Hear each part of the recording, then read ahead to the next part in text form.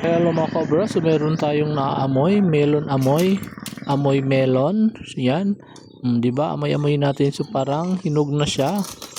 Yan, 'di ba? Buksan natin para sure natin na hinog na. Hinog na nga. Mabango na, napakabango na.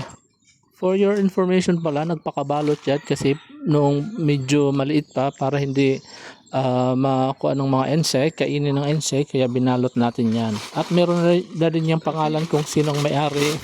Joke. So yan, 'di ba? Tanggalin natin ang sakos. Yan, oh, 'di ba? Maganda ng tunog at napakabango pa. Oh, 'di ba? Yummy. Langka talaga. Legit na legit langka. Hindi iba, hindi santol, hindi ubas. Langka 'yan.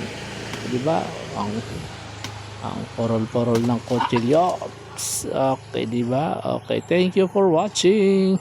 Yan, bango, amoy langka talaga.